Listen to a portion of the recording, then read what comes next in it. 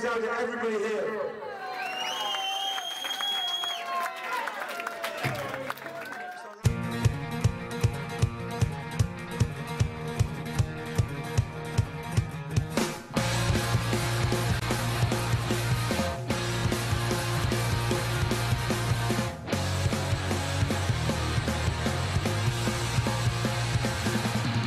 I've done things that I'm proud of and things that I ain't. It all goes to ground in the end. From winner to sinner, from asshole to saint, I got no desire to make amends. It's when you see other punk rock scenes around the country that you realise that this one is quite more, it's more exceptional than the rest of them.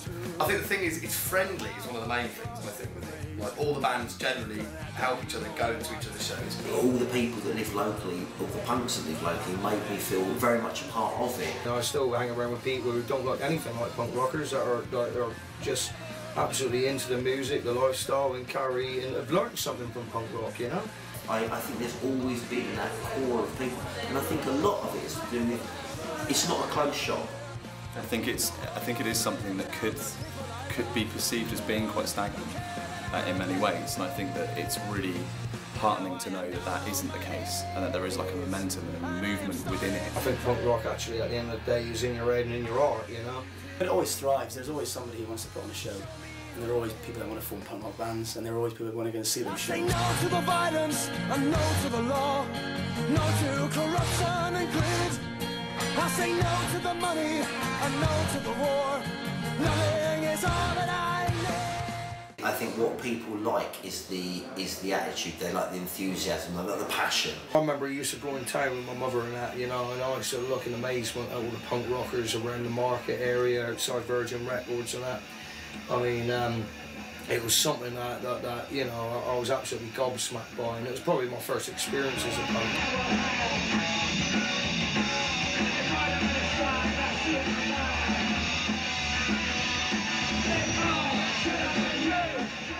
I started going to shows probably when I was about 15, 16, at a place called Two's Up, which used to be the Roxy. Yeah. No, that would have been about 1983, 1984.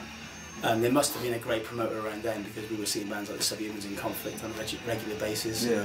Back then it was like, it was big, it was visible, but like, you know, there was a lot of people there that, you know, in punk was, you know, relatively still only like sort of like 6, 7, 8 years old around then.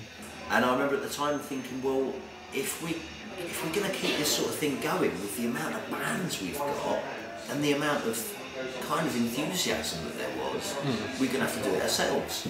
In those days it was brilliant, they worked really hard for the shows and there was a really good scene around it. It's been about fighting, it's been about, again, it's been about passionate about what you believe in, truly believing in it and going out of your way to make it happen.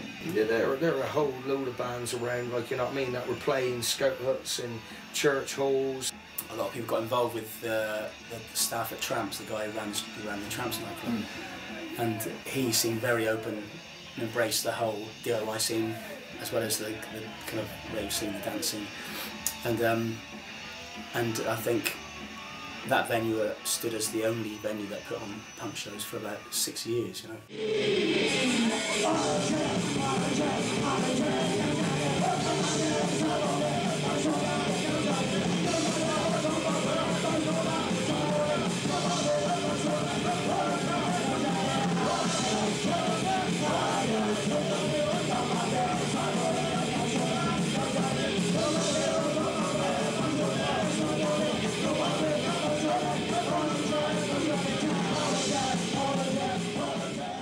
I'd say that there's more people now in Plymouth that's actually into more and better music in the punk scene.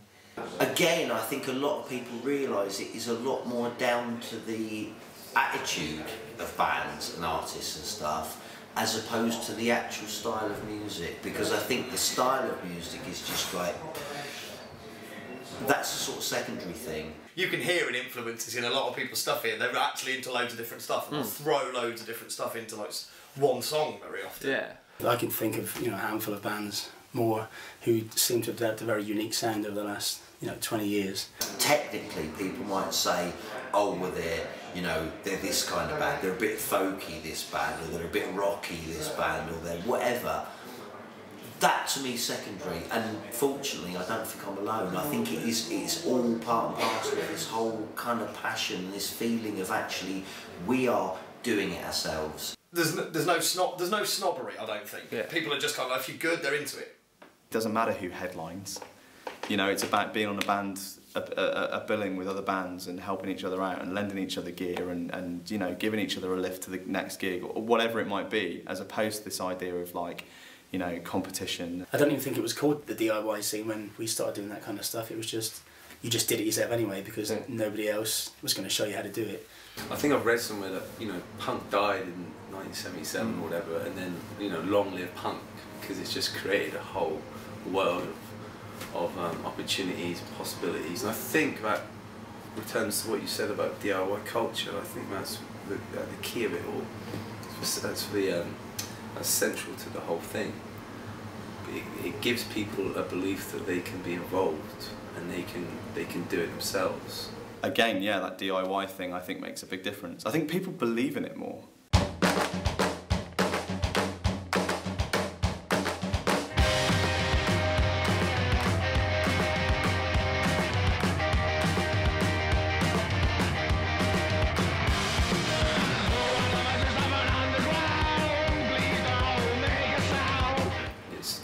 The most important thing about punk for me is you watch a punk show, you know, it's real and it's got integrity and you just feel like it's instantaneous and it's got an energy and a vitality that perhaps other musical genres don't have.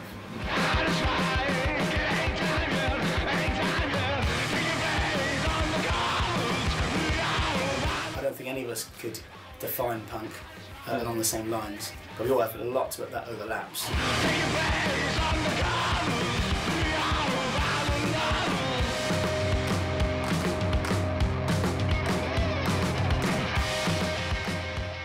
Down here there are so many different promoters, you know, ranging from kind of avant-garde punk stuff to garage to rock, you know, to just all different styles of punk and alternative music. I mean, it's thriving. It's a thriving scene. And with places like the White Rabbit and the Junction that are willing to host all these bands and all these promoters, you can't go wrong, you know, really.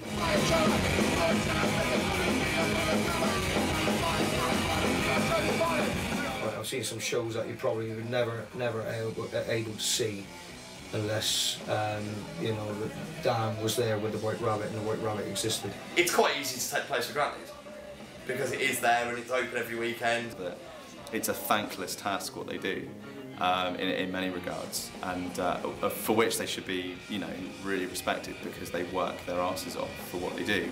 But they're doing it because they believe in it and they're passionate about it and they want to make a difference in the city. They want people to be able to go to a show and watch live music. White Rabbit, I think, was really good because White Rabbit kind of took the baton on.